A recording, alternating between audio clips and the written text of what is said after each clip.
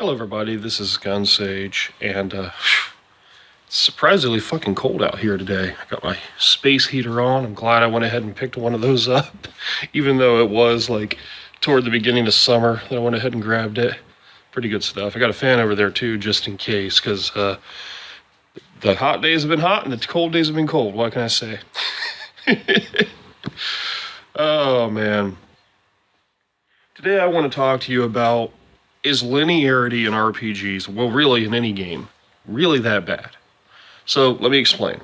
The very first role-playing game I ever played, and this is primarily to do with Final Fantasy VII Remake, because I've seen a lot of people complaining about linearity there, and I want to slap them, and we'll get into why. The original Final Fantasy, my very first RPG, you start your party, you whoop, right next to Corneria. That's it. Where do we go? What do we do? Well, I assume that we have to go in and do something. So let's go in there. All right. Eventually you're talking to the king, right? Now, this is if you're not playing with a strategy guide. Because if you are playing with a strategy guide, you probably know where to go and what to do. But all the same, it's still going to take you roughly the same amount of time, maybe 50% more if you really don't have the strategy guide. Up until the point of non-linearity. There is a point of non-linearity. We'll get into that in a second, because it doesn't help the game.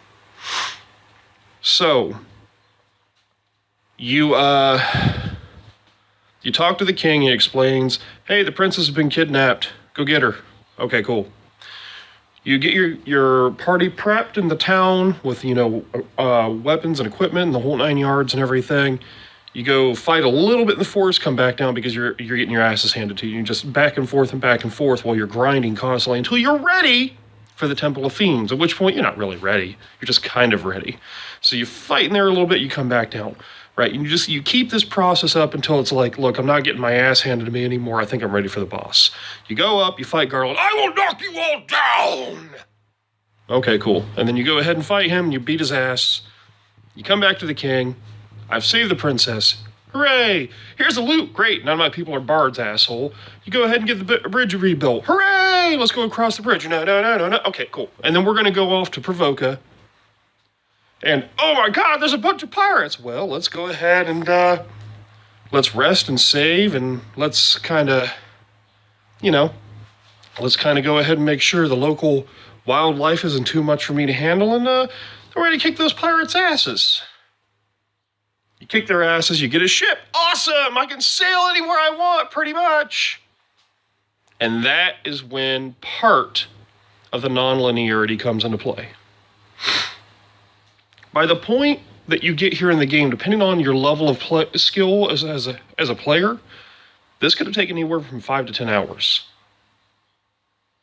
Maybe less. I don't know. It's been a while since I played the original Final Fantasy. But the point is that section in the game is highly linear. And because it only gives you a hint of where to go and what to do, you're not necessarily going to go to the right area next. You might sail around and fight all these marvelous sea beasts who will kick your ass. Or you might go to the right area, and then guess what? It's linear again. Is this really a problem? Well, in Final Fantasy II, yeah, you've got this great big, we're talking Final Fantasy II, the real Final Fantasy II, not Final Fantasy IV. You got this great big place that you can go and explore. I apologize about my voice cracking. I don't know what the fuck that was. Anyway, you got this great big place you can explore, right? Yeah. And the moment you go where it doesn't want you to go, you're fighting levels of enemies you shouldn't be fighting. And you're going to get your ass handed to you quick. Oh, and by the way, this isn't like Dragon Warrior / Dragon Quest. You ain't going to get worked anywhere if you get killed. You're just going to get killed. Good stuff.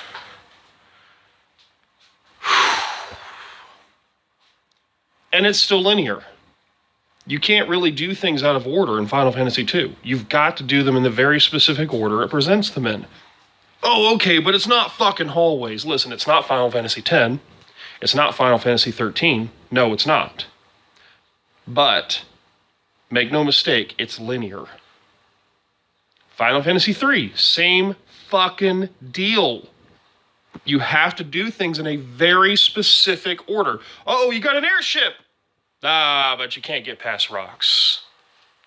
I got past this rock. I can go anywhere I want. But you really can't go anywhere except for these areas unless you want your ass kicked. Final Fantasy IV. Look at this great big place. Yeah, and you can really only go to this one area. Well, that's cool. Once I get out of that cave, I'm only going to be able to go to this area. Well, then I got this great big desert. Yeah, but you can only go to these couple of areas. You really need to get the hovercraft as soon as possible so you can keep going in the game. But it's only going to take you to one next area, and then you're not going to use it again, really. The thing is, there's a little bit of backtracking in Final Fantasy IV, but then in Final Fantasy V, it's like, there's a couple of alternate areas you can go to, but only a couple. They're clearly side areas because they have enemies in them that will completely hand you your ass, and there is almost no sense of backtracking. Once you start planet hopping, that's it. You're not going back. Final Fantasy VI is very open. Now let me explain. Initially, it's really not. You're going from one area to the next in the order it wants you to go in, but then the world gets destroyed. Sorry, spoilers. And then you kind of can, to a degree, go in whatever order you want. You don't even have to get all your party members back. You can just go fight Kefka right away if you really want to get your ass handed to you. Hi, train! That thing's fucking loud. So yeah, it's fairly linear, or non-linear, after the world's destroyed. But again, a lot of that shit, it's mostly because it's purely optional. And they're giving you the ability to go and do this shit in whatever order you want because they didn't really have an implied order. That's actually a good thing. That's the first time I really saw that in an RPG. But let's be real here. I'm going to try my very best not to ruin the remake, but here's how Final Fantasy VII went down. You had Midgar, and then the content after Midgar, and then boom, end of disc 1. Now that thing right there was a little bit of non-linearity, but not much. For the most part, you still have to do it in the order it wants you to do it in. There's a little bit of extra content here and there, but not really. The thing is, Midgar wasn't really meant as a tutorial for the rest of the game per se, so much as it's going to set the tone for the rest of the game. I guess another way to look at it is like, imagine if Final Fantasy VI's Narsh, the opening city, took you 10 hours to get through. Imagine if it took you a long, long time to get through because there was a lot of shit to do there before you could move on with the rest of the game and really see how big it was. But they don't do that. Narsh can be completed in an hour, maybe 2 hours. It's not a very large area, not really. I mean, you get to go back to it later. A couple times, actually, if you really want to. But it's not a huge area. It's not meant to be. Midgar is meant to be this massive, almost cyberpunk-like city with all this different shit going on in it. You know, there's meant to be an environmental message and all this different stuff happening. It is meant to be a thematic city within the game. Like, the city. Mega City 1, whatever. But it's linear. It was linear in the original, so it serves to reason that it would be linear in the remake. I don't understand why this is a problem. But so many people have complained, it's just too linear, it's like a fucking hallway you're going through. No, it isn't. What are you talking about? Listen, you want hallways? Play Final Fantasy 13. It gives you nothing but hallways in many areas. And even whenever it presents a larger area that looks like it's got all kinds of shit going on with it, it still very much feels like a hallway. Oh, well, at least it opened up at one point. At least it opened up and you could go do all this shit. Yeah, You could go do all these stupid side missions that didn't make any sense or matter. Oh, I'm going to go around and I'm going to collect all this stupid shit that doesn't even fucking matter. It doesn't matter. Really, Grand Pulse was a fucking joke. Now, look, I'm not going to say that having it open like that was a bad thing, but they should have done that early in the game. They should have had it where you could come back to Grand Pulse often. I know that really would have upset the overall flow of the game, what they were going for, which was this constant chase theme. But look, here's the thing. You could have broken up the chase theme. You could have even had it where the chase theme was only a theme for a while in the game, because, look, RPGs have chase themes. If you look at Breath of Fire 3, for example, holy shit, it has one of the best chase themes ever in a game. Balio and Sunder, oh my god. That shit's ridiculous and awesome all at the same time. But this is the problem I have. Breath of Fire 3 was also very linear. Very, very linear. Is there really anything wrong with linearity? It's just another way to tell the game. It really is. And you know what? Honestly, I'm going to argue this. Most games are linear. Oh, well, not Skyrim, not Fallout 3. Really? Really? So I can go exactly to where my dad is in the game from the moment I start. No. No, you can't. There are things you have to do first. Oh, so I don't even have to rescue my dad at all. I can go do whatever the fuck I want. Well, you can. That's not the main story. You see what I'm getting at here? Linearity in games totally exists in ways that you don't really perceive because of the way the game is laid out. It doesn't matter that Fallout 3 has 1,001 side missions for you to do. If you don't really feel like doing side missions and you just want to do the main game, you could pretty much beat it in 10 hours. Get fucking real, folks. At the end of the day, linearity is not a bad thing. You just have to ask yourself, is this an area in my game that I can make it open, where there's more stuff for you to do? And if you really want to go off on a diatribe and say that linearity is terrible because of X, Y, and Z, okay, cool. Grandia 2. Those games were highly linear. Are they bad games? Are they bad games? No, they're not. They're great games. They're fucking classics. All right.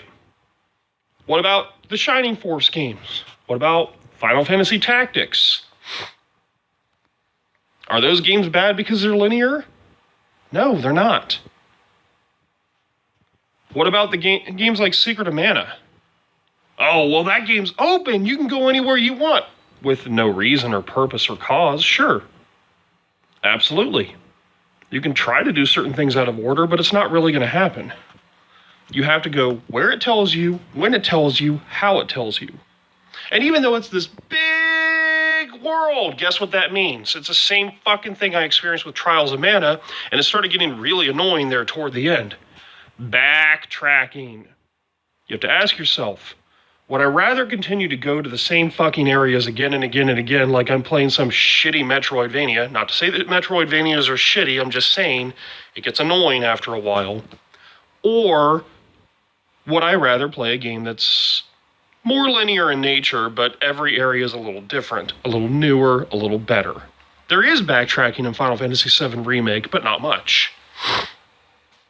Same with the original Final Fantasy VII. There really is a little bit of backtracking, but not much within Midgar. For the most part, you're going to a new area constantly. And it's giving you more and more of a scope of just how big this fucking city is. Because here's the thing, guys. Once you get out of Midgar and you go to the world map, it's going to be like, doop, it's about this big. Oh, and your character's about this big. That's it. If they had chosen to just have a few small areas of Midgar for you to explore, and then you left, you'd be like, yeah, that was some big fucking city. I guess. You would never have had the scope or the depth that they wanted you to have for that city.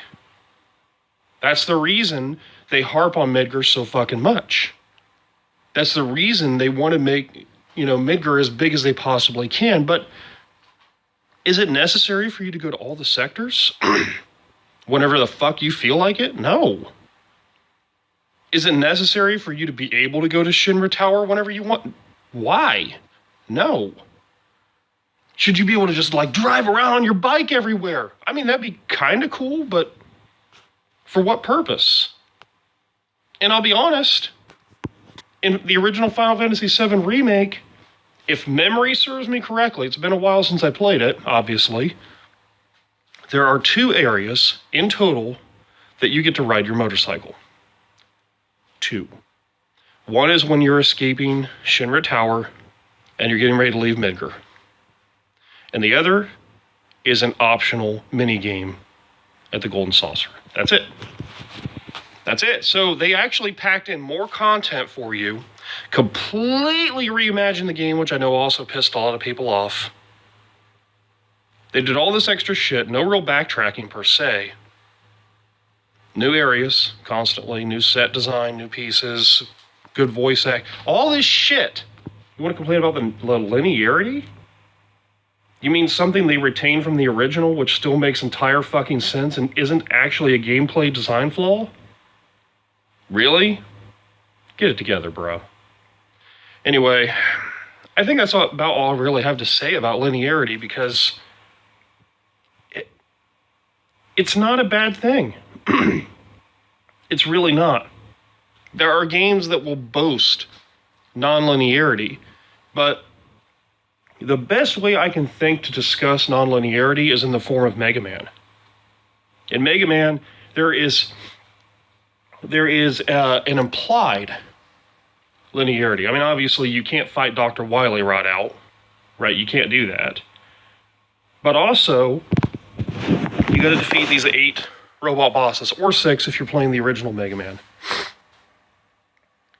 You can fight them in whatever order you want, but if you fight them in the order they would like for you to fight them, you're going to have a better time. Why? Because you get the boss weapons that are good against certain bosses. If you know the order in which they would like for you to take, you're going to have a much better time. But you don't have to. You can fight any boss with a Mega Buster and win. It's just easier if you have the actual boss weapons they correspond to. Makes sense. It's an interesting mechanic. And it actually does allow for a little bit of backtracking in that with some of them, there are certain items you can only get with certain boss weapons. So, yeah, that's kind of an interesting mechanic. But, again, if you just wanted to play the game and that's it, you could play it strictly with a Mega Buster, do the stages in whatever fucking order you want, and there you go. I apologize if you can see this. I got some serious dry skin going on. Ugh. Look, the deal is, non-linearity is not that big of a selling point. Was Ghosts and Goblins non-linear? No. Was Ninja Gaiden non-linear? No. Devil May Cry? Not really. There's a lot of great games from our past that are completely linear. Oh, but come on, Gunsage. Come on, man. Those aren't even RPGs. It doesn't matter. It doesn't matter. Linearity, non-linearity really doesn't matter. It depends on the type of story that's being told. And you know what? This story, the way it was originally told, it was linear. Now, I'm interested. Look, I haven't beaten Final Fantasy VII Remake yet. I've heard there's some interesting twists toward the end that will surprise people who played the original Final Fantasy VII, which is good, because honestly, I would have checked out a while ago if it was just a shot-for-shot remake. That is the reason why I'm still playing it. I said a long time ago, who is this game even for? You're going to break it into episodes? Why? Everybody back in 1997 already played this game. Who is this game for? Is it just for the weebs who are like, oh my god, Cloud and Aerith, ah! Is that it? Really? Then make a different Final Fantasy VII. You don't need to make the original. But no, they've actually done enough with it that it's interesting. It's not necessarily stuff I always agree with in terms of gameplay. Like, why do you have fucking Harry Potter Dementors in the game? Like, what are you doing here? Why does it seem like Aerith knows what the fuck? I'm sorry, Aerith knows what the fuck is going on with everything. What's going on with that? I know. I'm sure I'll find out as I continue playing the game. That's the reason why I keep playing, because it's interesting to me. I want to know. I'm also interested in seeing what they do with the next one. Because, first of all, after you get out of Midgar, it's pretty open. It's still linear, but it's pretty open. There's a lot they could do with it. There won't really be any backtracking, per se. In fact, if I remember correctly, you don't come back to Midgar until, what, the end of the second disc, beginning to the third? But all the same, it's still going to be interesting seeing what they do with it. So, look, at the end of the day, I really don't understand why people are super pissed about this being linear. It doesn't make any sense to me. That is one of the dumbest arguments I've ever heard. You're taking a linear game, you're making it linear again, you're getting shit on for it. Come on, there's plenty of things to hate about Final Fantasy VII Remake. That is one of the dumbest arguments I've ever heard of. Well, I think I've already beaten this to death. So, I'm just going to go ahead and say this is Gunsage signing off, and as always, you stay awesome.